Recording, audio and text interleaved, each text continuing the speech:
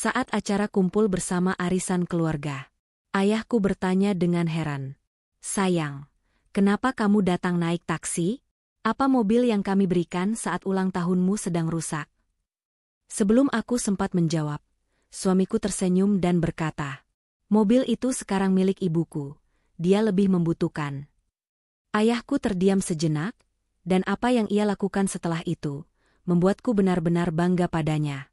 Karena sebelum ceritanya dimulai, silahkan tulis di kolom komentar dari daerah mana saja teman-teman yang menonton cerita ini. Jangan lupa like dan subscribe agar channel ini bisa semakin berkembang dan bisa mempersembahkan cerita yang lebih menarik lagi. Suasana di kediaman utama keluarga Pak Raharjo siang itu terasa begitu hangat namun sekaligus megah. Rumah besar berarsitektur kolonial modern itu dipenuhi oleh gelak tawa dan aroma masakan lezat yang menguar dari ruang tengah. Ini adalah agenda rutin bulanan, sebuah acara kumpul keluarga besar yang selalu dinanti-nantikan oleh sanak saudara. Mobil-mobil mewah berderet rapi di halaman luas yang beralaskan batu alam, mulai dari sedan Eropa keluaran terbaru hingga SUV bongsor yang harganya miliaran rupiah. Semuanya mengilap, memantulkan cahaya matahari yang sempat bersinar terik sebelum mendung tebal tiba-tiba menyelimuti langit kota. Di dalam rumah, para paman, bibi, dan sepupu sedang menikmati hidangan prasmanan yang disajikan oleh catering langganan terbaik di kota ini. Namun, di tengah kemeriahan itu, ada satu kursi yang masih kosong di meja utama, tepat di sebelah Hikam. Hikam duduk dengan santai di kursi jati berukir itu, sama sekali tidak terlihat gelisah menunggu istrinya yang belum datang. Pria itu justru sibuk menikmati potongan daging sapi wagyu di piringnya, sesekali tertawa keras menanggapi lelucon salah satu sepupu Clara. Ia mengenakan kemeja batik sutra yang licin dan jam tangan emas mencolok, berusaha keras untuk terlihat sepadan dengan keluarga besar istrinya yang memang konglomerat asli. Hikam selalu merasa perlu membuktikan bahwa dirinya layak berada di sana. Meskipun semua orang di ruangan itu tahu bahwa jabatan Hikam di perusahaan hanyalah pemberian dari mertuanya, Pak Raharjo. Sikapnya yang seringkali terlalu percaya diri dan sedikit arogan sering membuat beberapa kerabat merasa risih. Namun mereka memilih diam demi menghormati Pak Raharjo yang terkenal sabar dan bijaksana. Di luar pagar rumah yang menjulang tinggi, sebuah taksi biru tua berhenti perlahan. Hujan mulai turun rintik-rintik, membasahi aspal yang panas. Pintu taksi terbuka, dan keluarlah Clara. Wanita cantik berhijab itu tampak sedikit kewalahan. Ia harus merogoh tasnya untuk membayar ongkos tunai karena mesin edisi di taksi itu sedang rusak. Lalu bergegas keluar sambil menutupi kepalanya dengan ujung tas agar jilbab pastelnya tidak basah kuyup. Tidak ada sopir pribadi yang membukakan pintu, tidak ada payung yang menyambutnya. Clara berlari kecil melintasi halaman luas menuju beranda, melewati deretan mobil-mobil mewah milik keluarganya sendiri. Napasnya sedikit rengah saat ia tiba di depan pintu utama yang besar.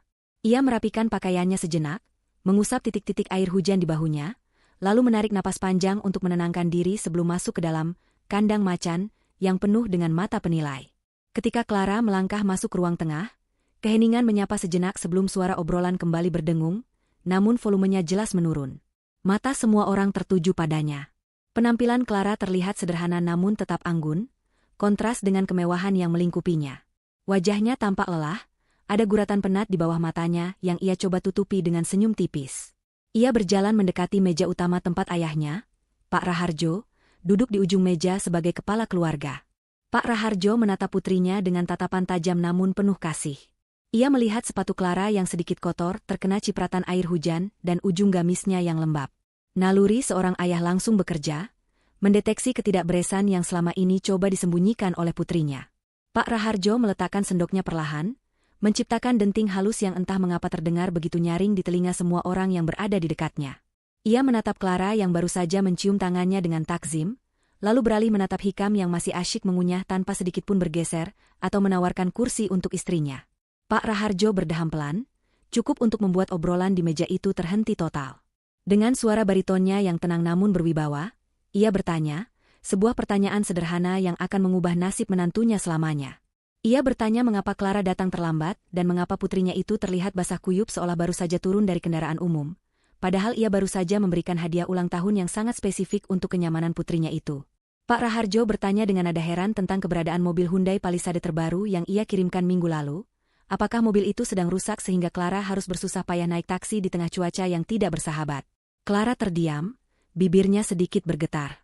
Ia belum sempat menyusun kalimat yang pas untuk menutupi kelakuan suaminya, karena ia tidak ingin mempermalukan Hikam di depan keluarga besar. Clara adalah istri yang taat, ia selalu berusaha menjaga marwah suaminya meskipun hatinya seringkali teriris. Namun, belum sempat satu kata pun keluar dari mulut Clara, Hikam sudah memotong pembicaraan itu dengan mulut yang masih setengah penuh makanan. Dengan nada yang sangat santai dan tanpa rasa bersalah sedikitpun, Hikam menjawab pertanyaan mertuanya. Ia berkata dengan lantang bahwa mobil Palisade itu sekarang ada di tangan ibunya, Ibu Ratna. Hikam menjelaskan dengan nada yang seolah-olah itu adalah hal yang paling masuk akal di dunia, bahwa ibunya lebih membutuhkan mobil besar dan mewah itu untuk keperluan arisan agar tidak dipandang rendah oleh teman-temannya. Ia menambahkan argumen yang membuat darah siapapun yang mendengarnya mendidih, bahwa Clara yang sehari-hari hanya pergi ke kantor dan berpenampilan tertutup dengan hijab, seharusnya hidup sederhana dan cukup menggunakan taksi online saja, karena lebih praktis dan tidak perlu repot mencari parkir. Ruangan itu seketika menjadi senyap, lebih senyap dari sebelumnya. Para paman dan bibi saling bertukar pandang dengan tatapan tidak percaya. Mereka tahu bahwa mobil itu adalah hadiah pribadi dari Pak Raharjo untuk Clara, putri tunggalnya, bukan untuk besannya yang terkenal gila hormat itu. Ucapan Hikam bukan hanya tidak sopan, tapi juga menunjukkan betapa ia tidak menghargai istrinya dan tidak tahu diri di hadapan pemberi hadiah. Clara menundukkan wajahnya, menahan rasa malu yang luar biasa. Bukan malu karena naik taksi, tapi malu karena suaminya dengan bangga memamerkan kebodohannya sendiri di depan ayah kandung Clara. Ia meremas ujung jilbabnya, berharap lantai di bawahnya membelah dan menelannya saat itu juga.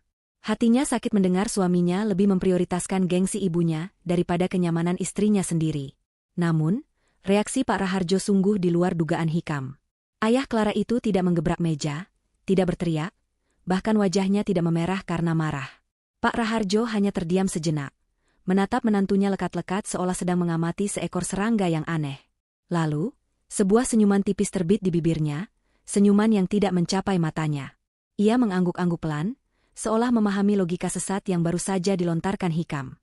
Pak Raharjo kemudian berkata dengan nada datar bahwa ia baru tahu kalau Ibu Ratna yang menggunakan mobil itu, dan ia menghargai kejujuran Hikam.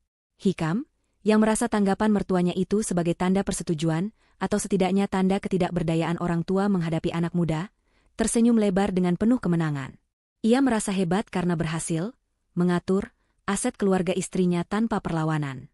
Di balik meja makan yang tertutup taplak meja sutra itu, tangan Pak Raharjo bergerak perlahan mengambil ponsel pintarnya dari saku celana. Tanpa melihat layar, jarinya yang sudah hafal letak aplikasi pesan instan langsung mengetikkan sebuah perintah singkat kepada kepala keamanan dan tim operasional perusahaannya. Ia tidak butuh banyak kata. Cukup satu kalimat perintah untuk mengaktifkan protokol penarikan aset. Pesan itu terkirim dalam hitungan detik, membawa serta badai kehancuran yang sedang menuju ke arah Hikam dan ibunya. Pak Raharjo kemudian meletakkan kembali ponselnya, mengambil cangkir kopinya, dan menyesapnya dengan nikmat, seolah ia baru saja menandatangani kontrak bisnis yang sangat menguntungkan. Matanya menatap Clara dengan lembut, mengirimkan sinyal tanpa suara bahwa semuanya akan baik-baik saja, dan bahwa sang ayah sudah mengambil alih kendali. Hikam kembali melanjutkan makannya dengan lahap, sama sekali tidak menyadari bahwa di atas kepalanya, pedang Damocles sudah siap untuk jatuh dan memenggal kesombongannya. Sementara itu, di belahan kota yang lain, suasana kontras terjadi di sebuah pusat perbelanjaan elit yang menjadi tempat berkumpulnya para sosialita ibu kota. Langit mendung tidak menghalangi niat Ibu Ratna untuk memamerkan mainan barunya. Di area drop-off lobi utama yang megah, sebuah Hyundai Palisade berwarna hitam mengkilap terparkir dengan posisi yang sengaja dibuat sedikit menyerong agar semua orang bisa melihatnya. Ibu Ratna berdiri di samping mobil itu dengan dagu terangkat tinggi.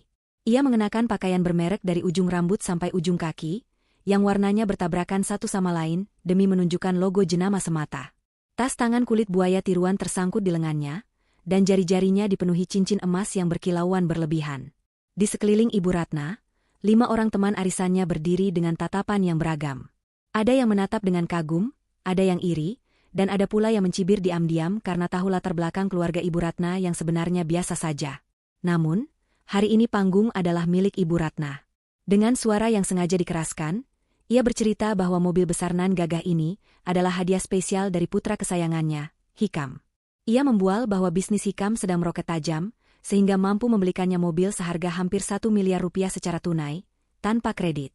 Ia menepuk-nepuk kap mesin mobil itu seolah sedang menepuk pundak anaknya sendiri, membanggakan betapa nyamannya kursi di dalam yang memiliki fitur pemanas dan pendingin, serta betapa canggihnya sistem audio mobil tersebut. Ia sama sekali tidak menyebut nama Clara, seolah-olah menantunya itu tidak memiliki andil apapun dalam kesuksesan anaknya. Teman-temannya memberikan pujian-pujian palsu yang membuat hidung Ibu Ratna semakin kembang kempis. Mereka memuji betapa beraktinya Hikam, betapa beruntungnya Ibu Ratna memiliki anak laki-laki yang sukses dan tahu cara memuliakan orang tua. Ibu Ratna menyerap semua pujian itu seperti spons menyerap air, merasa dirinya berada di puncak dunia. Ia bahkan sempat menyindir salah satu temannya yang hanya diantar menggunakan mobil sedan tua, mengatakan bahwa sudah saatnya mengganti kendaraan demi keselamatan dan kenyamanan. Puas dengan sesi pamer yang berlangsung hampir setengah jam itu, Ibu Ratna akhirnya memutuskan untuk menyudahi pertemuan. Ia berpamitan dengan gaya yang dibuat seanggun mungkin, mengatakan bahwa ia harus segera pergi ke salon langganannya untuk perawatan wajah. Ibu Ratna membuka pintu mobil dengan menekan tombol di gagang pintu, lalu masuk ke dalam kabin yang dingin dan harum kulit baru. Ia duduk di kursi pengemudi, mengatur posisi duduknya agar terlihat tinggi, dan melambaikan tangan sekali lagi kepada teman-temannya yang masih berdiri di trotoar lobi, menonton kepergiannya. Dengan penuh percaya diri, Ibu Ratna menekan tombol start-stop engine. Namun, disinilah mimpi buruk itu dimulai. Bukannya suara deru mesin halus yang menyala, mobil itu justru mengeluarkan bunyi bep panjang yang menyakitkan telinga. Panel instrumen di dashboard yang biasanya menyala dengan grafik futuristik, kini berubah menjadi merah total. Semua lampu indikator berkedip-kedip secara bersamaan seperti lampu disko yang rusak, menciptakan suasana panik di dalam kabin yang sempit itu. Belum sempat Ibu Ratna memahami apa yang terjadi, sebuah suara otomatis dari sistem komputer mobil terdengar lantang melalui speaker premium yang tadi ia banggakan. Suara itu dingin, datar, dan robotik, namun pesannya sangat jelas. Sistem mengatakan bahwa peringatan keamanan telah diaktifkan karena aset terdeteksi digunakan oleh pihak yang tidak berwenang. Suara itu berulang-ulang mengatakan bahwa sistem mesin telah dikunci secara permanen oleh administrator. Ibu Ratna panik. Ia mencoba menekan tombol start berkali-kali, menginjak pedal rem, bahkan memukul setir kemudi dengan telapak tangannya, tetapi mobil itu tetap mati total bagaikan bongkahan besi rongsokan yang mahal. Wajahnya mulai pucat, keringat dingin mulai menetes merusak bedak tebalnya. Situasi menjadi semakin memalukan ketika sistem keamanan mobil memicu klakson untuk berbunyi secara ritmis sebagai tanda bahaya pencurian. Suara klakson yang keras itu menggema di seluruh area lobi mal yang beratap tinggi, menarik perhatian semua orang. Satpam mal, pengunjung yang lalu lalang, sopir taksi, dan tentu saja teman-teman arisan Ibu Ratna yang belum beranjak, semua menoleh ke arah mobil Palisade tersebut. Teman-teman Ibu Ratna yang tadinya kagum kini mulai berbisik-bisik sambil menahan tawa. Melihat Ibu Ratna yang tampak seperti ikan di dalam akuarium, panik dan memukul-mukul kaca jendela dari dalam. Ibu Ratna mencoba membuka pintu untuk keluar dan melarikan diri dari rasa malu. Tetapi pintu itu terkunci otomatis oleh sistem central lock yang dikendalikan dari jarak jauh oleh tim IT Pak Raharjo. Ia terperangkap di dalam mobil, mewahnya sendiri, menjadi tontonan gratis bagi ratusan pasang mata. Di kantor pusat perusahaan Pak Raharjo, seorang staf IT muda menatap layar monitornya dengan wajah datar. Ia baru saja menjalankan perintah prioritas dari pemilik perusahaan. Di layarnya, status mobil dengan plat nomor tersebut tertulis, Located, Unauthorized User. Staf itu kemudian mengetikkan perintah selanjutnya untuk membuka kunci pintu setelah jeda waktu 3 menit, cukup untuk memberi efek kejut psikologis, dan secara bersamaan mengirimkan sinyal lokasi terkini kepada tim penjemputan aset yang sudah bersiaga di lapangan. Jauh di lobi mall, Ibu Ratna merasa 3 menit itu seperti 3 tahun. Ia bisa melihat teman-temannya mulai mengeluarkan ponsel mereka, bukan untuk menolong, tapi untuk merekam kejadian konyol itu. Ia berteriak-teriak minta tolong, tapi suaranya teredam oleh kaca mobil yang kedap suara. Ia menangis histeris, riasan matanya luntur menjadi cairan hitam yang meleleh di pipinya, menghancurkan citra nyonya besar yang ia bangun mati-matian selama ini. Ketika akhirnya kunci pintu terbuka otomatis dengan bunyi klik yang keras, Ibu Ratna tidak segera keluar. Ia terlalu lemas dan syok.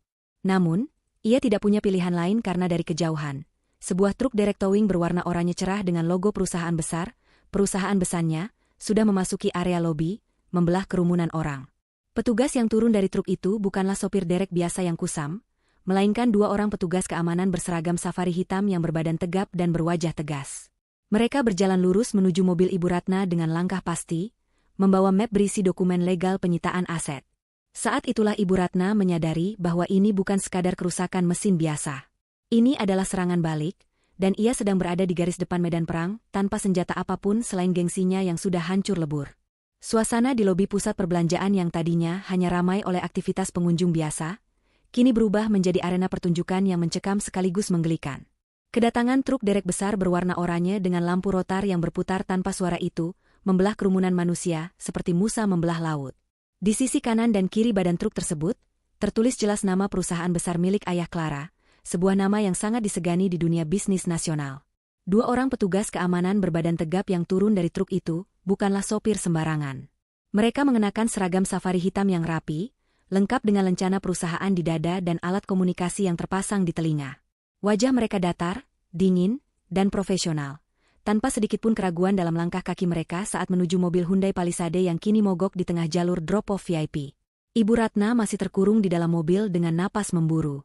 Kaca jendela mobil yang gelap membuatnya sulit melihat ekspresi orang-orang di luar, namun ia bisa merasakan ratusan pasang mata sedang menatapnya. Jantungnya berdegup kencang seakan mau meledak, campuran antara rasa takut dan gengsi yang masih tersisa. Ketika salah satu petugas keamanan itu mengetuk kaca jendela pengemudi dengan tegas, Ibu Ratna tersentak kaget. Ia mencoba berteriak mengusir mereka, tetapi suaranya tidak tembus keluar. Petugas itu tidak membuang waktu. Ia mengeluarkan sebuah perangkat elektronik kecil, menempelkannya ke gagang pintu, dan seketika kunci pintu mobil itu terbuka dengan bunyi klik yang nyaring. Pintu pengemudi ditarik terbuka lebar, membiarkan udara panas lobi dan suara bising kerumunan menyerbu masuk ke dalam kabin yang dingin itu. Petugas keamanan itu membungkuk sedikit, namun nada bicaranya tidak mengandung keramahan sama sekali. Ia meminta Ibu Ratna untuk segera turun dari kendaraan tersebut, karena aset perusahaan akan segera diamankan. Ibu Ratna yang merasa harga dirinya diinjak-injak seketika meledak amarahnya. Ia mencengkeram setir mobil sekuat tenaga, menolak untuk beranjak. Dengan suara melengking yang pecah, ia berteriak bahwa mobil itu adalah milik anaknya, Hikam, dan tidak ada yang berhak mengambilnya. Ia mengancam akan melaporkan para petugas itu ke polisi atas tuduhan pembegalan. Teriakan histeris Ibu Ratna menggema di langit-langit lobi, membuat para pengunjung mal semakin merapat untuk melihat siapa wanita parubaya yang sedang mengamuk itu. Beberapa orang mulai mengeluarkan ponsel mereka, mengaktifkan fitur kamera, dan mulai merekam kejadian memalukan itu secara langsung. Petugas keamanan itu tidak terpancing emosi. Dengan tenang, ia mengeluarkan sebuah map plastik berisi dokumen resmi. Ia menunjukkan surat kuasa penarikan aset yang sudah ditandatangani lengkap dengan materai. Ia menjelaskan dengan suara lantang yang bisa didengar oleh orang-orang di barisan depan kerumunan, bahwa kendaraan tersebut terdaftar sebagai inventaris operasional PT Raharjo Sentosa, dan saat ini sedang disalahgunakan oleh pihak yang tidak memiliki izin tertulis.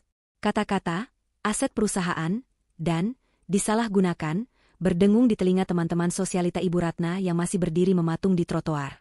Wajah mereka berubah, dari yang tadinya bingung menjadi penuh cibiran. Bisik-bisik mulai terdengar, menyebarkan kabar bahwa ternyata mobil mewah yang dipamerkan Ibu Ratna hanyalah mobil pinjaman kantor besarnya, bukan hasil kesuksesan anaknya sendiri. Karena Ibu Ratna terus memberontak dan menolak turun, petugas keamanan akhirnya mengambil tindakan tegas sesuai prosedur. Salah satu petugas memberi kode kepada rekannya.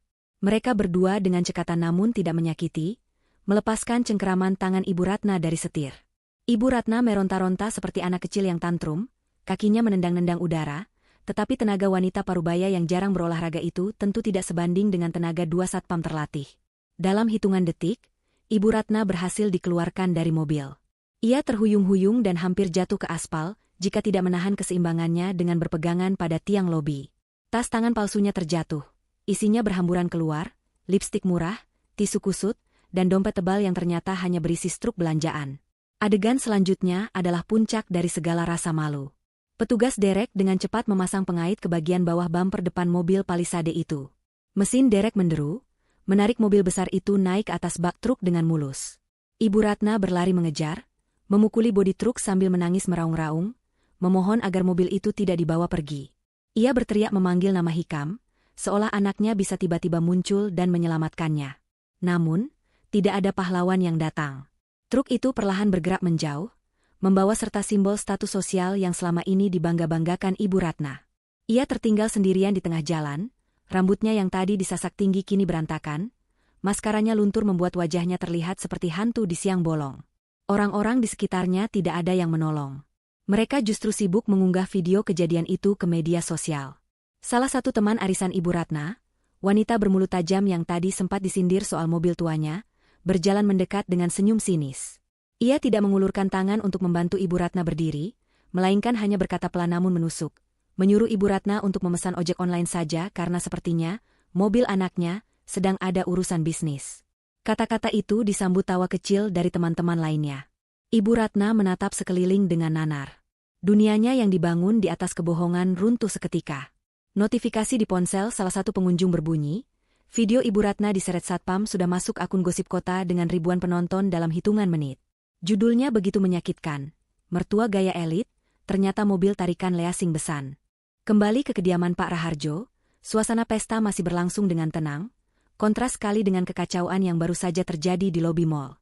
Alunan musik instrumen piano mengalun lembut, menemani para tamu yang sedang menikmati hidangan penutup. Clara duduk diam di kursinya, matanya menatap piring kosong di hadapannya, mencoba menulikan telinga dari suara kunyahan suaminya yang masih makan dengan lahap di sebelahnya. Hikam tampak begitu santai, sesekali ia bersendawa kecil tanpa menutup mulut, merasa dirinya adalah raja kecil di rumah mertuanya setelah tadi berhasil menjawab pertanyaan Pak Raharjo tanpa didebat. Ia tidak tahu bahwa ketenangan di ruangan itu adalah ketenangan sebelum badai besar menghantam. Tiba-tiba, ponsel Hikam yang tergeletak di atas meja bergetar hebat, diiringi nada dering lagu dangdut yang volumenya disetel maksimal. Suara itu memecah kesyahduan ruangan, membuat beberapa paman Clara menoleh dengan tatapan terganggu. Hikam dengan cepat menyambar ponselnya, melihat nama Ibu di layar. Ia tersenyum lebar, mengira ibunya menelepon untuk berterima kasih karena sudah bisa pamer mobil baru. Dengan percaya diri, Hikam mengangkat telepon itu tanpa beranjak dari meja makan, membiarkan semua orang mendengar percakapannya. Namun, senyum di wajah Hikam lenyap dalam sekejap mata. Suara yang keluar dari seberang sana bukanlah ucapan terima kasih, melainkan teriakan histeris yang diselingi tangisan pilu. Suara Ibu Ratna begitu keras, hingga terdengar samar-samar oleh Clara yang duduk di sebelahnya. Wajah Hikam berubah drastis. Dari merah padam karena malu menjadi pucat pasi karena marah. Ia mendengarkan laporan ibunya yang terputus-putus, mengatakan bahwa mobilnya ditarik paksa oleh orang-orang jahat, bahwa ia dipermalukan di depan teman-temannya, dan bahwa ia sekarang terdampar di pinggir jalan. Otak Hikam yang sempit langsung menyimpulkan bahwa ini adalah ulah Clara. Ia berpikir Clara pasti diam-diam melapor ke polisi atau membatalkan asuransi mobil itu karena sakit hati. Kemarahannya memuncak. Hikam membanting sendoknya ke piring hingga menimbulkan bunyi perang yang nyaring, membuat seluruh ruangan terdiam seketika. Ia berdiri mendadak. Kursinya berdecit keras menggesek lantai marmer. Dengan mata melotot, Hikam menunjuk wajah Clara yang masih duduk tenang. Ia membentak istrinya di depan puluhan kerabat yang hadir. Ia menuduh Clara sebagai istri durhaka yang tega mempermalukan mertuanya sendiri. Hikam berteriak bertanya apa yang sudah dilakukan Clara sampai mobil itu ditarik orang. Urat-urat leher Hikam menonjol keluar, wajahnya beringas, siap untuk meluapkan segala caci maki. Clara mendongak, menatap suaminya dengan tatapan yang sulit diartikan, campuran antara kasihan dan lelah. Namun, sebelum Clara sempat membuka mulut untuk membela diri, sebuah suara bariton menginterupsi, memotong amarah Hikam seperti pisau panas memotong mentega. Pak Raharjo berdiri dari kursi utamanya. Gerakannya pelan, tidak terburu-buru, namun memiliki aura yang membuat semua orang menahan napas. Ia tidak berteriak. Ia tidak memukul meja. Ia hanya mengangkat satu tangannya sedikit, memberi isyarat agar Hikam diam. Ajaibnya, Hikam yang sedang berapi-api itu terdiam, mulutnya masih sedikit terbuka. Pak Raharjo berjalan memutari meja, langkahnya tegap mendekati menantunya.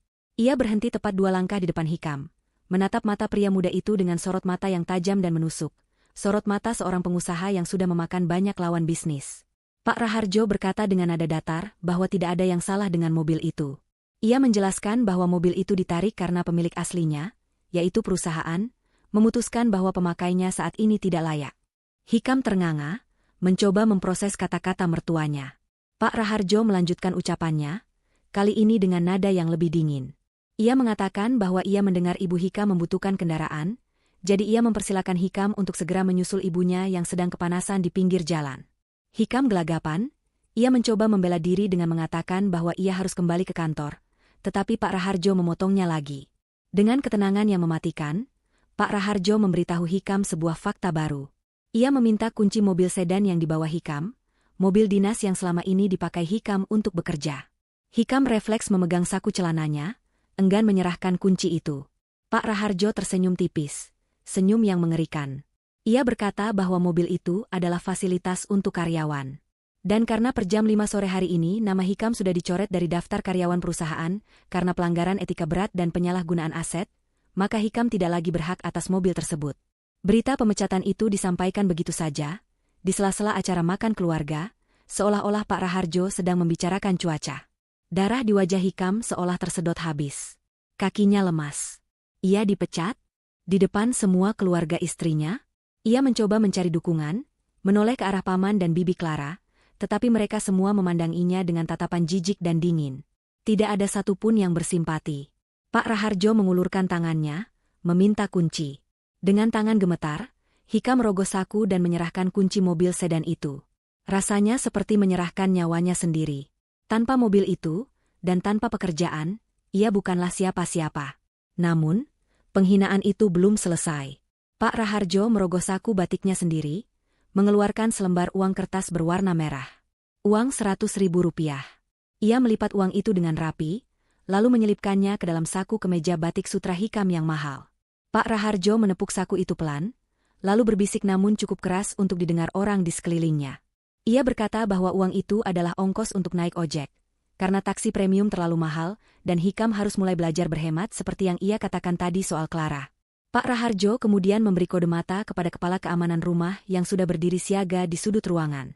2 orang satpam rumah yang bertubuh kekar mendekat. Mereka tidak menyentuh Hikam secara kasar, hanya berdiri mengapitnya, memberikan tekanan psikologis yang kuat agar Hikam segera angkat kaki. Hikam menatap Clara untuk terakhir kalinya, berharap istrinya akan membelanya. Tapi Clara sudah membuang muka, sibuk menuangkan teh hangat untuk ibunya, seolah Hikam sudah tidak ada di sana. Dengan langkah gontai dan harga diri yang hancur berkeping-keping, Hikam digiring keluar dari ruang makan yang megah itu, melewati deretan makanan lezat yang tidak sempat ia habiskan, menuju pintu keluar. Di belakangnya, obrolan keluarga perlahan kembali terdengar, seolah-olah sampah yang mengganggu pemandangan baru saja dibuang pada tempatnya. Hikam melangkah keluar dari pintu utama kediaman Pak Raharjo, dengan perasaan yang campur aduk antara amarah yang meledak-ledak dan rasa malu yang menghancurkan tulang. 2 orang satpam bertubuh tegap yang tadi mengawalnya masih terus membayanginya, hingga ke gerbang pagar besi yang menjulang tinggi. Mereka tidak berkata apa-apa, namun tatapan mata mereka seolah berbicara lantang bahwa Hikam kini hanyalah sampah yang harus segera disingkirkan dari area properti mewah tersebut. Ketika gerbang otomatis itu tertutup perlahan di belakang punggungnya dengan bunyi dentuman logam yang berat, Hikam merasa seolah pintu menuju kehidupan nyamannya baru saja dikunci selamanya. Ia berdiri terpaku di trotoar luar pagar, menatap kembali ke arah rumah megah yang lampunya bersinar hangat, tempat di mana ia seharusnya menikmati sisa sore sebagai menantu kesayangan, bukan sebagai orang buangan yang dipecat dan diusir. Langit yang sedari tadi mendung, akhirnya menumpahkan isinya. Hujan turun bukan sekadar gerimis, melainkan curahan air yang deras dan dingin, seolah alam pun turut serta dalam pesta penghinaan terhadap Hikam hari ini. Hikam buru-buru berteduh di bawah pohon perindang jalan yang daunnya tidak cukup rimbun untuk menahan gempuran air. Kemeja batik sutra mahalnya, yang ia beli dengan kartu kredit tambahan dari Clara, kini mulai basah dan menempel di kulit. Ia merogoh saku celananya dengan panik, mengeluarkan ponsel pintarnya yang layarnya sedikit basah terkena tetesan air. Dengan jari gemetar, ia membuka aplikasi ojek online. Ia harus segera pergi dari tempat ini sebelum ada tetangga, atau kenalan mertuanya yang melihatnya berdiri menyedihkan di pinggir jalan, seperti pengemis berdasi. Namun, masalah baru muncul. Kompleks perumahan elit tempat Pak Raharjo tinggal memiliki aturan keamanan yang sangat ketat. Aplikasi ojek online di ponsel Hikam menunjukkan notifikasi bahwa pengemudi tidak diizinkan masuk ke area klaster privat tersebut untuk penjemputan, kecuali ada izin akses dari pemilik rumah. Hikam mencoba menelepon pos satpam depan, berharap mereka mau membukakan gerbang akses untuk ojeknya, tetapi panggilannya ditolak. Nomornya jelas sudah diblokir atau ditandai untuk diabaikan. Tidak ada pilihan lain. Hikam harus berjalan kaki menuju gerbang utama kompleks perumahan yang jaraknya hampir 2 km dari posisi ia berdiri sekarang. Jarak yang biasanya ia tempuh dalam hitungan menit dengan mobil ber-AC, kini membentang di hadapannya sebagai jalur penyiksaan. Hikam mulai berjalan dengan langkah berat. Sepatu kulit pantofel mengkilap miliknya menginjak genangan air kotor di aspal. Setiap langkah terasa menyakitkan bagi harga dirinya. Hujan semakin deras, disertai angin kencang yang membuat payung-payung pohon bergoyang hebat. Dalam waktu kurang dari 5 menit, Hikam sudah basah kuyup seutuhnya. Rambutnya yang tadi ditata rapi dengan pomade kini lepek menutupi dahi, air hujan mengalir deras di wajahnya, menyamarkan air mata kemarahan yang mulai keluar. Ia mengutuk Clara dalam hati. Ia mengutuk Pak Raharjo. Ia merasa diperlakukan tidak adil. Menurut logika bengkoknya, seharusnya sebagai menantu ia berhak menikmati fasilitas itu, dan kemarahan mertuanya dianggapnya terlalu berlebihan hanya gara-gara masalah mobil. Ia tidak menyadari bahwa masalah utamanya adalah ketidaktahudiannya yang sudah menumpuk bertahun-tahun. Saat Hikam sedang berjalan tertatih-tatih menembus badai, sebuah sorot lampu mobil yang sangat terang menyinari punggungnya dari arah belakang. Hikam menyingkir ke tepi trotoar, berharap mobil itu hanya tetangga yang lewat. Namun, mobil itu melambat saat mendekatinya.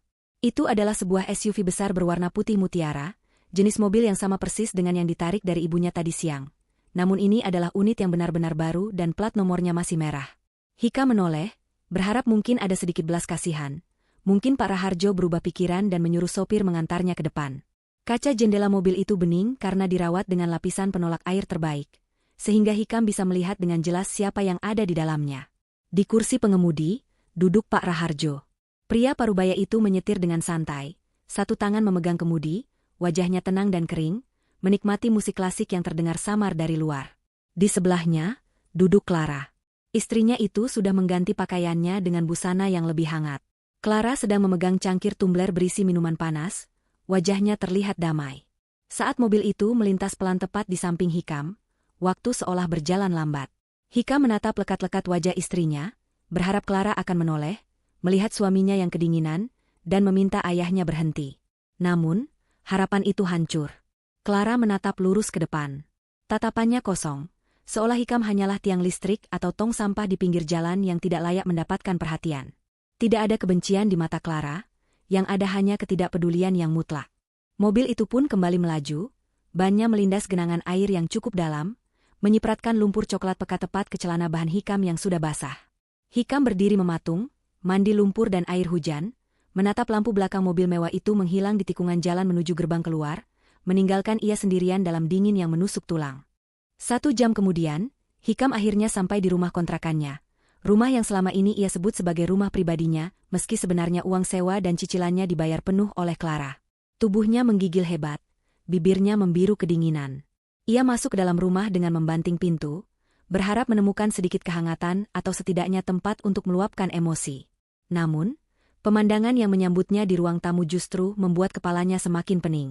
Rumah itu berantakan.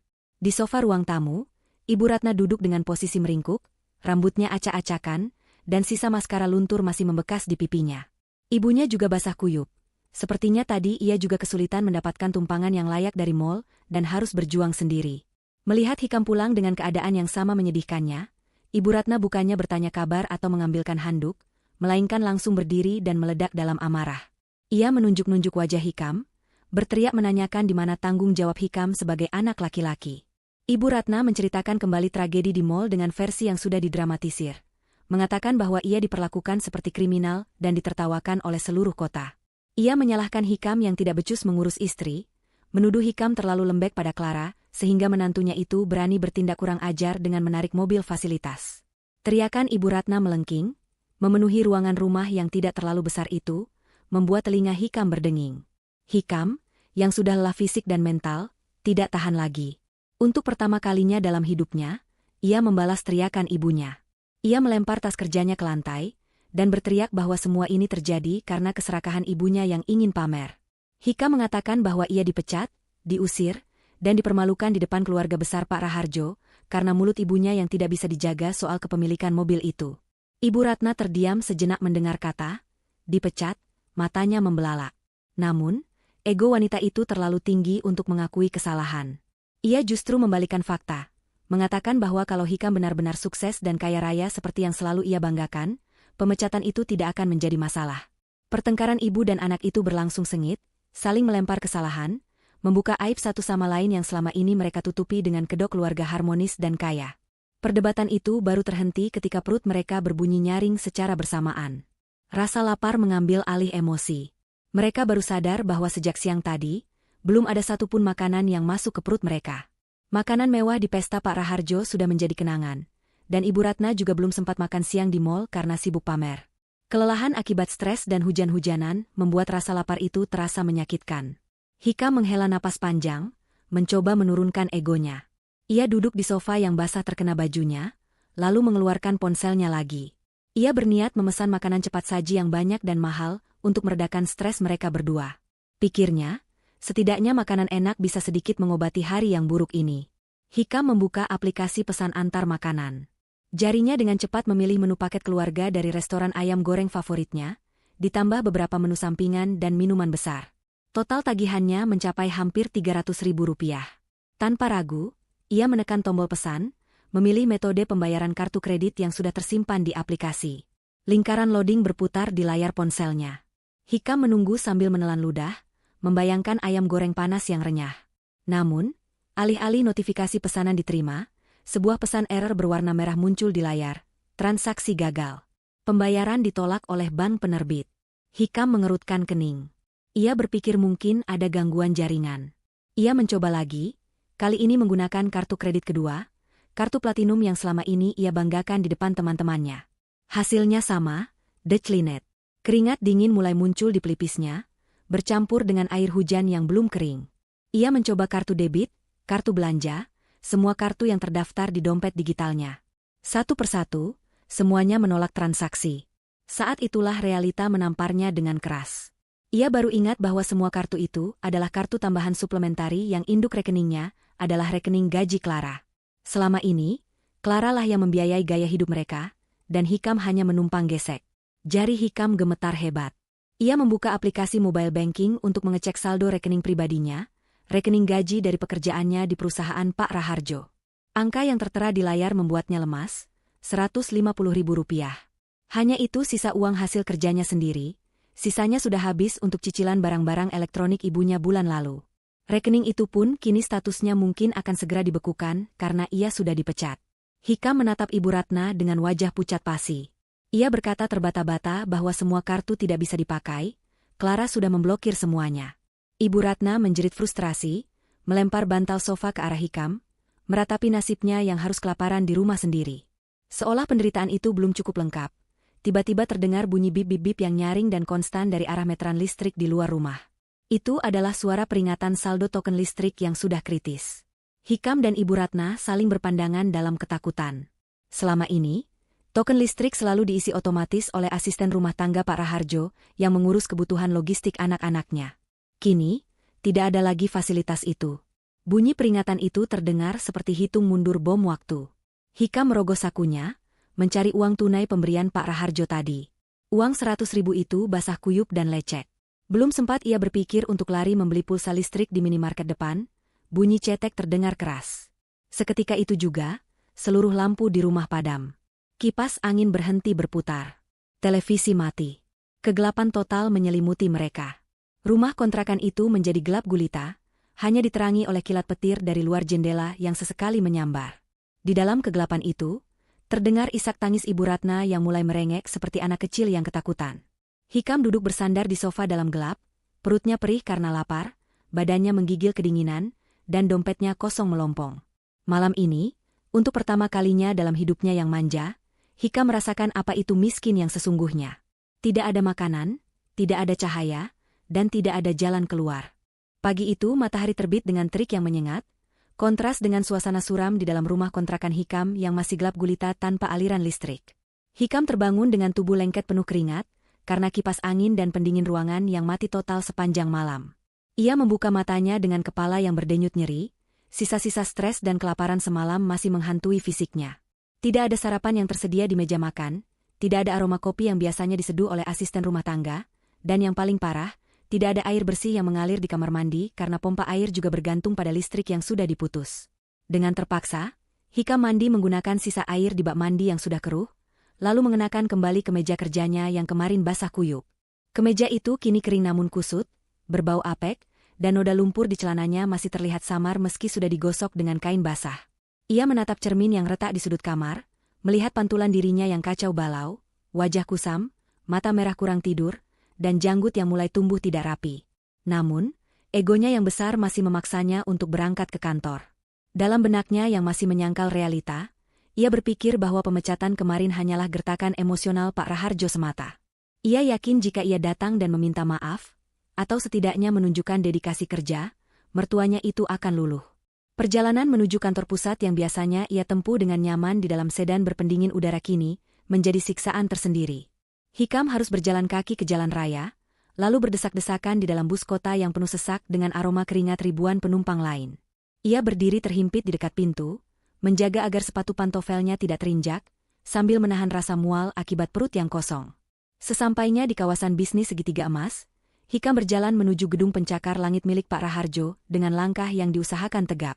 Ia merapikan kerahnya, mencoba mengembalikan wibawa yang sudah hilang. Namun, tatapan beberapa mantan rekan kerja yang berpapasan dengannya di trotoar terasa berbeda. Mereka tidak menyapa, melainkan membuang muka atau berbisik-bisik sambil melirik sinis. Rupanya, kabar tentang kejadian di pesta dan video ibunya yang viral sudah menyebar lebih cepat daripada langkah kakinya. Hikam memasuki lobi gedung yang megah dengan lantai marmer yang mengilap. Ia berjalan menuju gerbang masuk otomatis, mengeluarkan kartu identitas karyawannya yang tergantung di leher. Dengan gerakan yang sudah menjadi memori otot selama 3 tahun terakhir, ia menempelkan kartu itu ke mesin pemindai. Biasanya, lampu akan berubah hijau dan palang pintu akan terbuka. Namun kali ini, mesin itu mengeluarkan bunyi buzzer panjang yang nyaring dan lampu indikator menyala merah terang. Tulisan, "Akses ditolak," terpampang jelas di layar kecil mesin tersebut.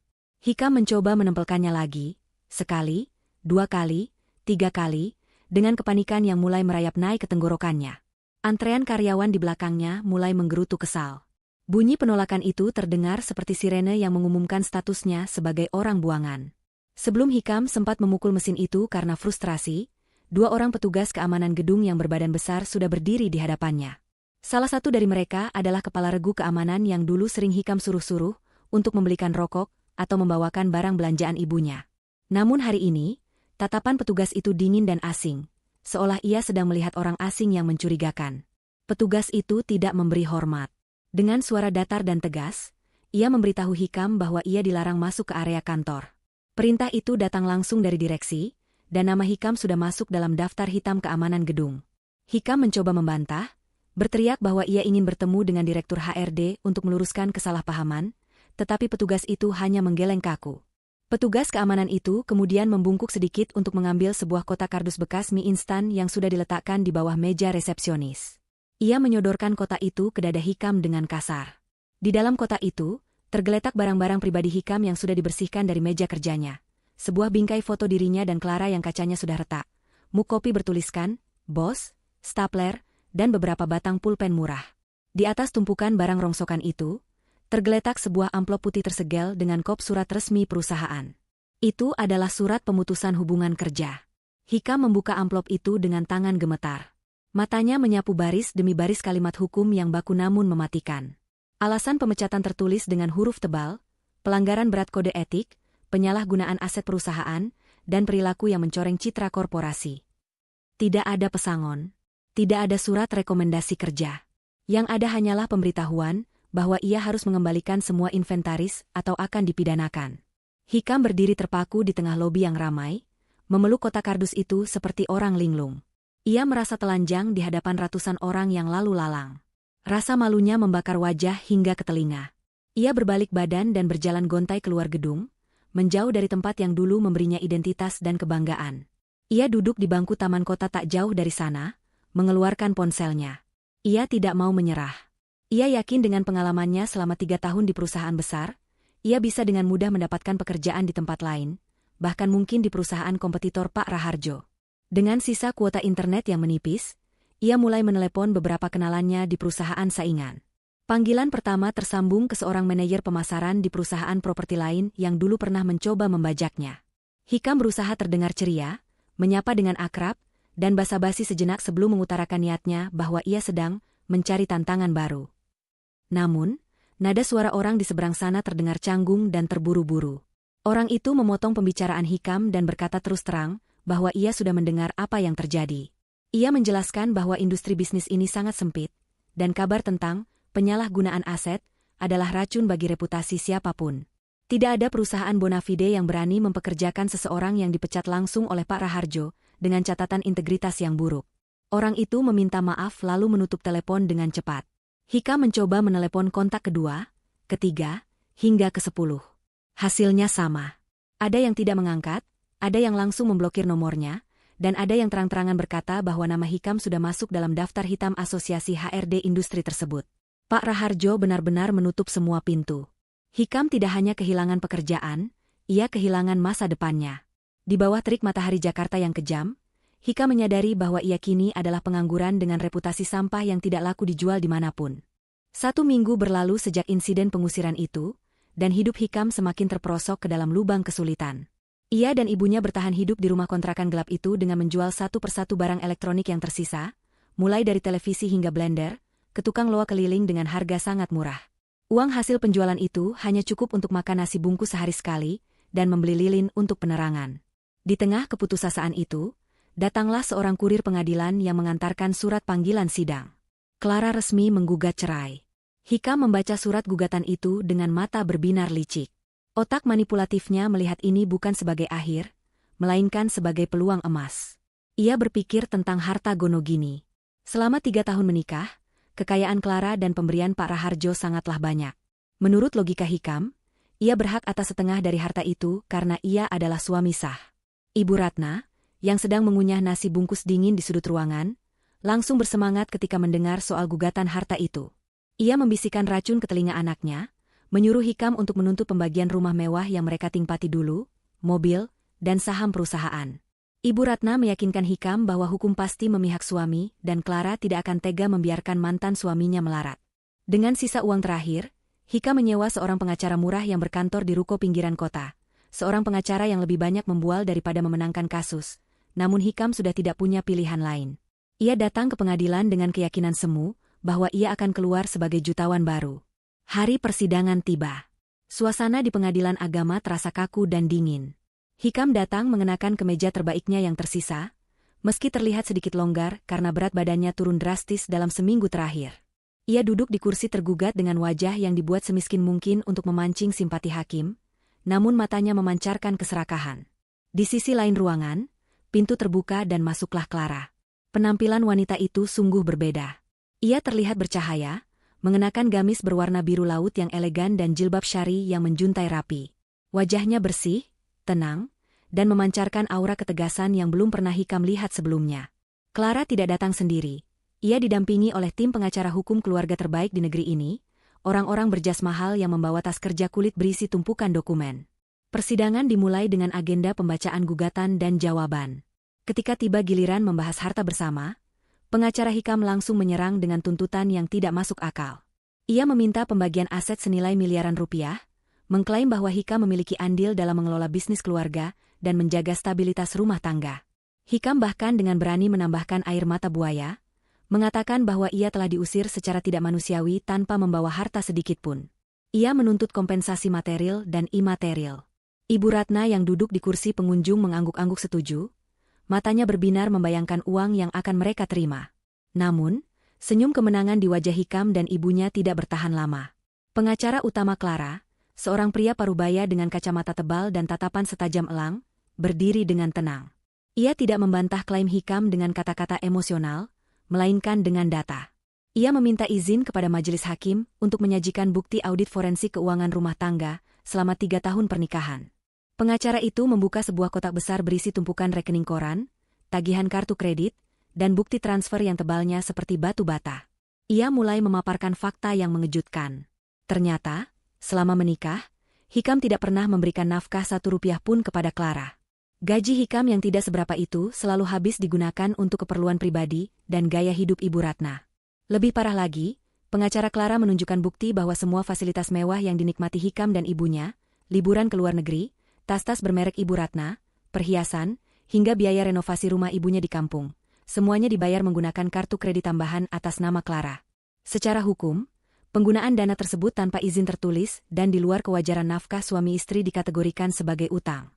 Pengacara itu menyajikan rekapitulasi total pengeluaran, hedonisme, Hikam dan ibunya yang mencapai angka fantastis, 2,5 miliar rupiah. Ruang sidang mendadak hening. Angka itu begitu besar hingga membuat hakim ketua mengerutkan kening, dan menatap Hikam dengan pandangan menyelidik. Hikam pucat pasi. Ia mencoba membantah, mengatakan bahwa itu adalah hadiah dari istri. Namun, Clara akhirnya angkat bicara. Dengan suara yang lembut namun tegas, ia menyatakan di bawah sumpah bahwa ia tidak pernah memberikan izin penggunaan uang sebesar itu untuk foya-foya mertuanya, sementara ia sendiri seringkali harus berhemat untuk modal usaha.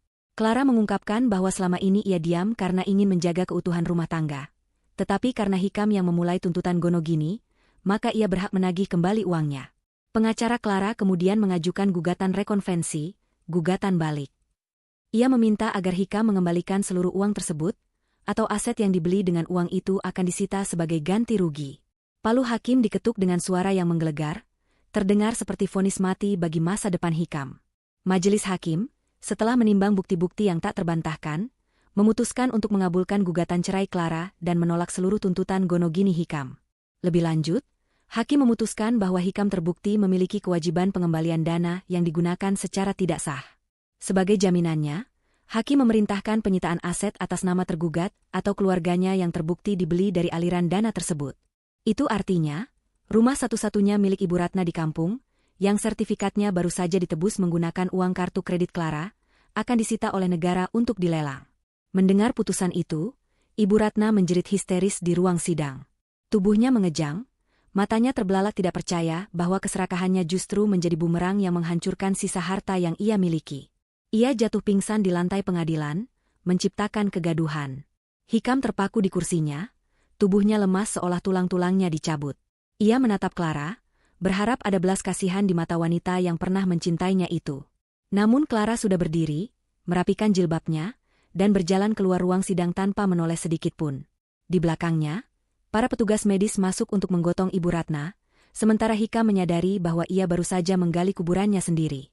Ia datang ingin menjadi kaya, tapi pulang sebagai gelandangan yang memiliki utang miliaran rupiah.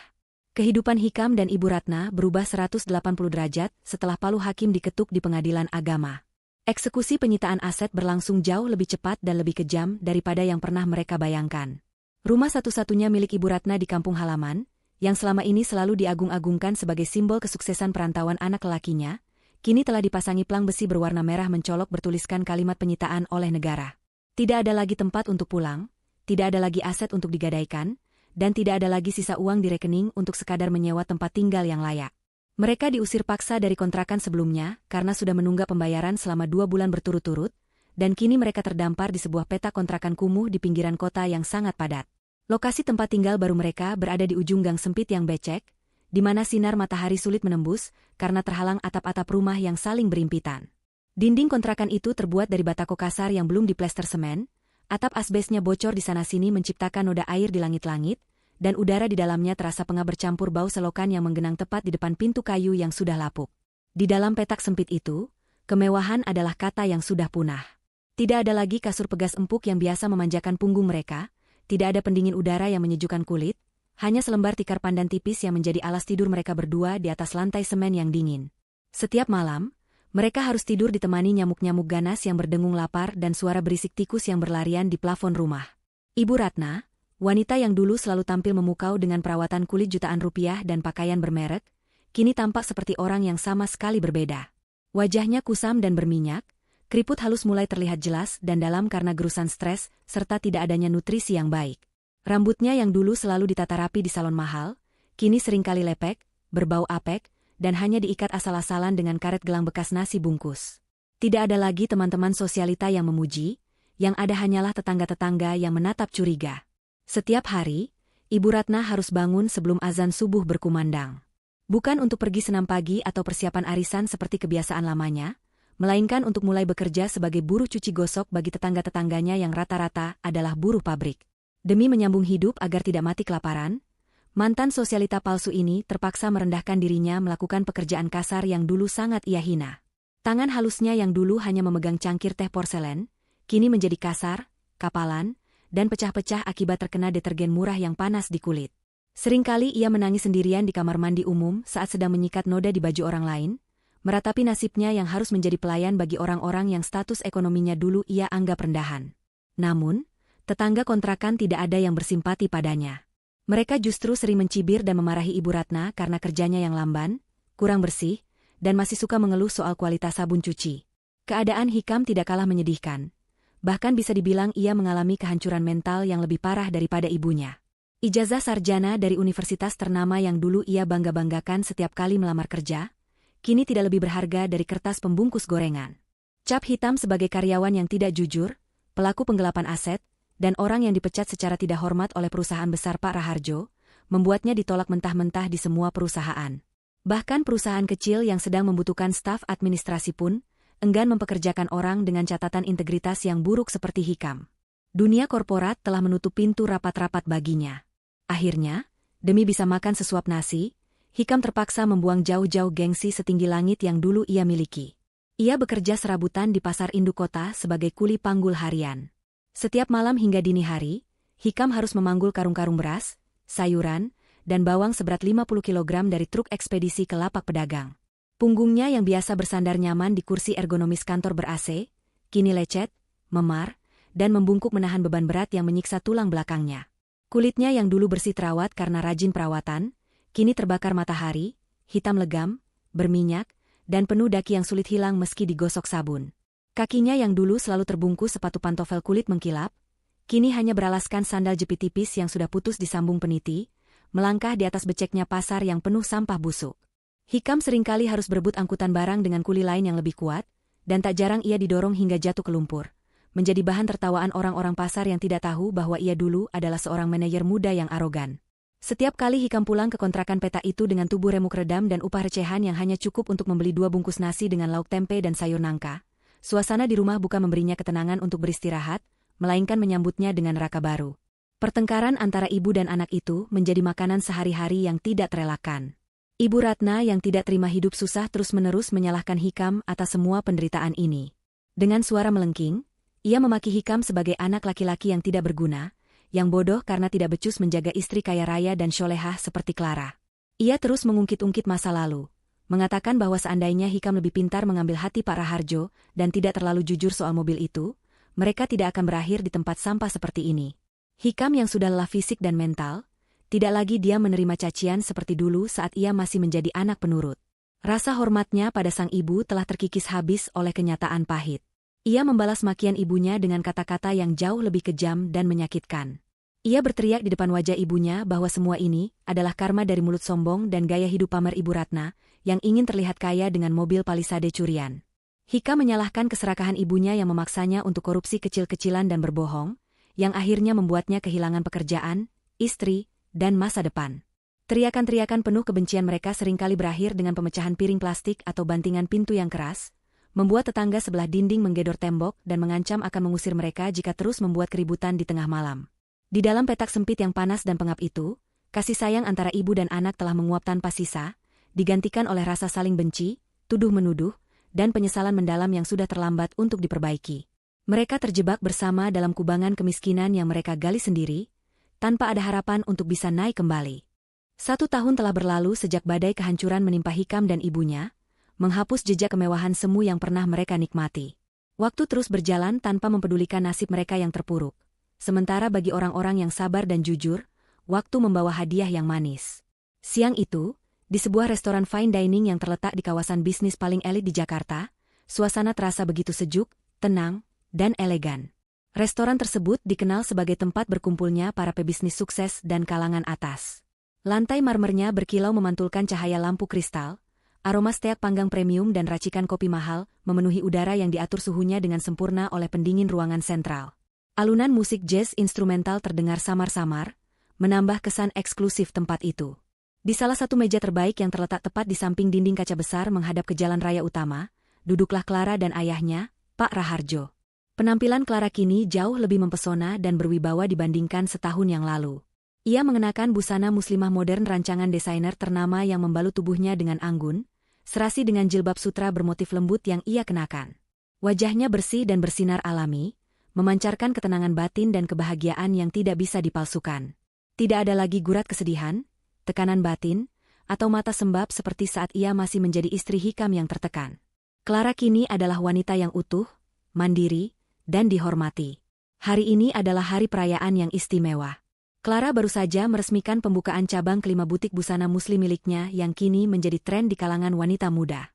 Bisnis yang ia rintis kembali dengan modal sendiri dan bimbingan strategi dari ayahnya itu berkembang sangat pesat dalam waktu singkat, membuktikan kepada dunia, dan terutama pada dirinya sendiri, bahwa ia mampu berdiri tegak di atas kakinya sendiri tanpa bayang-bayang nama besar ayahnya. Pak Raharjo menatap putrinya dengan tatapan penuh kebanggaan dan kasih sayang yang meluap-luap. Pria tua itu tampak segar bugar. Senyumnya lebar dan lepas saat mendengarkan Clara bercerita dengan antusias tentang rencana ekspansi bisnisnya untuk menembus pasar ekspor ke negara tetangga. Mereka tertawa renyah bersama, menikmati hidangan penutup berupa kue coklat yang manis, merayakan kemenangan hidup yang sesungguhnya. Bagi Pak Raharjo, melihat putrinya lepas dari benalu yang merugikan dan tumbuh menjadi wanita tangguh, adalah kebahagiaan yang tak ternilai harganya. Jauh lebih mahal dari mobil mewah jenis apapun yang pernah ia beli.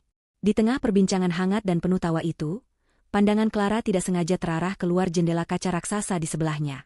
Kaca itu tebal dan kedap suara, berfungsi sempurna memisahkan dua dunia yang bertolak belakang. Dunia di dalam restoran yang tenang, wangi, dan mewah, dengan dunia luar yang bising, panas, berdebu, dan kejam. Di trotoar jalan raya di depan restoran, kemacetan parah sedang terjadi karena jam makan siang. Clara melihat ada sedikit keributan kecil di area parkir liar tak jauh dari pintu masuk lobi restoran.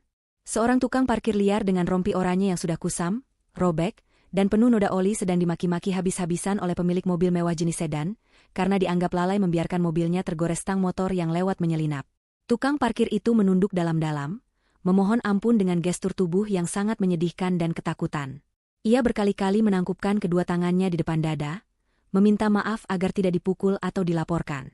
Kulit tukang parkir itu hitam terbakar matahari yang menyengat, rambutnya gondrong tak terurus penuh debu jalanan, dan tubuhnya kurus kering seperti orang yang kurang gizi kronis. Tulang pipinya menonjol tajam, matanya cekung dikelilingi lingkaran hitam. Mata Clara menyipit, berusaha mengenali sosok yang terasa familiar di balik penampilan gembel itu. Detik berikutnya, Clara tertegun. Itu adalah Hikam. Mantan suaminya yang dulu selalu tampil necis dengan kemeja licin, jas rapi, dan jam tangan mahal, kini berdiri di aspal panas tanpa alas kaki yang layak, menerima cacian dan ludah orang lain demi uang receh Rp2.000. Hati Clara berdesir. Namun getaran itu bukan karena cinta yang tersisa atau rasa rindu yang menyeruak, melainkan rasa iba yang asing, seperti melihat orang tak dikenal yang sedang menderita. Mata Clara kemudian beralih sedikit ke arah trotoar di seberang tempat Hikam berdiri. Di sana, duduk bersimpuh seorang wanita tua dengan pakaian lusuh dan daster yang warnanya sudah pudar. Wanita itu sedang menjajakan tisu bungkus kecil dan masker kepada para pejalan kaki yang lewat dengan wajah memelas. Wajah wanita itu tertutup debu jalanan dan keringat, keriputnya semakin dalam, tapi Clara masih bisa mengenali garis wajah Ibu Ratna dengan sangat jelas. Wanita yang dulu dengan sombong memamerkan tas palsu di mall, yang menghina Clara mandul dan bodoh di setiap kesempatan arisan, kini harus menengadahkan tangan di pinggir jalan, berharap belas kasihan orang-orang yang lewat untuk sekadar membeli tisu seharga 1.000 perak. Pemandangan itu begitu kontras dengan ingatan terakhir Clara tentang mereka. Seolah ada ikatan tak kasat mata atau mungkin takdir yang ingin menunjukkan akhir dari sebuah drama, Hikam yang baru saja selesai dimarahi pemilik mobil, menoleh ke arah bangunan restoran mewah itu. Mungkin ia ingin berteduh sebentar dari terik matahari, atau sekadar melihat kehidupan enak yang tidak bisa ia rasakan lagi. Matanya menembus kaca jendela yang bening, dan langsung bertemu dengan mata Clara yang sedang menatapnya. Waktu seolah berhenti berputar bagi Hikam. Ia terpaku di tempatnya berdiri, kakinya seolah dipaku ke aspal panas. Hikam melihat mantan istrinya duduk di dalam sana, tampak begitu cantik, bersih, bercahaya, dan bahagia. Ia melihat Clara dikelilingi kemewahan yang dulu pernah ia rasakan dan ia sia-siakan. Ia melihat makanan lezat di meja Clara yang nilainya mungkin setara dengan pendapatannya memanggul karung dan memarkir mobil selama 3 bulan penuh. Rasa malu, penyesalan yang teramat dalam, dan kehancuran harga diri menghantam dada Hikam begitu keras, hingga ia merasa sesak napas dan ingin muntah. Ia melihat dengan jelas apa yang telah ia buang demi menuruti ego dan keserakahan ibunya yang tidak masuk akal. Ia ingin berteriak, ingin memanggil nama Clara, ingin berlari masuk dan bersimpuh meminta maaf agar bisa kembali ke masa lalu. Tapi ia sadar kaca tebal itu adalah dinding pemisah nasib yang tak mungkin lagi ia tembus. Ia hanyalah debu di luar sana, sementara Clara adalah berlian di dalam etalase. Hikam melihat Ibu Ratna juga menoleh, dan wanita tua itu menutup mulutnya karena kaget, air mata penyesalan mengalir di pipi keriputnya yang kotor. Clara menatap mata Hikam yang berkaca-kaca itu selama beberapa detik yang terasa panjang. Tidak ada kemarahan di wajah Clara, tidak ada senyum mengejek tanda puas, dan tidak ada dendam yang membara. Yang ada hanyalah tatapan datar dan tenang. Tatapan seseorang yang melihat masa lalu yang sudah selesai dan tidak lagi memiliki tempat sedikit pun dalam hidupnya. Clara perlahan mengalihkan pandangannya, memutus kontak mata itu sepihak. Ia kembali menatap ayahnya, Pak Raharjo, yang juga menyadari kehadiran Hikam di luar sana namun memilih untuk tidak peduli.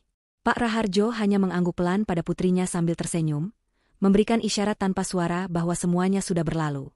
Clara membalas senyum ayahnya dengan lembut, lalu dengan gerakan tangan yang anggun dan tegas, ia memanggil pelayan restoran. Ketika pelayan itu datang, Clara meminta untuk menutup tirai jendela tersebut karena sinar matahari terlalu silau. Pelayan itu mengangguk hormat dan perlahan menarik tali tirai. Kain tebal berwarna emas itu turun inci demi inci, perlahan-lahan menutupi pemandangan jalanan, memutus pandangan Hikam terhadap Clara, memisahkan cahaya terang di dalam restoran dengan panas terik yang menyiksa di luar sana. Tirai tertutup rapat, dan bagi Clara, buku masa lalunya pun ikut tertutup selamanya. Sementara bagi Hikam dan ibunya, hidup dalam penyesalan adalah hukuman penjara tanpa jeruji besi yang harus mereka jalani hingga akhir hayat. 5 tahun bukanlah waktu yang singkat bagi roda nasib untuk berputar sepenuhnya. Di sebuah warung kopi sederhana yang berdinding papan kayu di pinggiran pasar induk, Hikam duduk termenung dengan tatapan kosong. Penampilannya kini jauh lebih tua dari usia sebenarnya.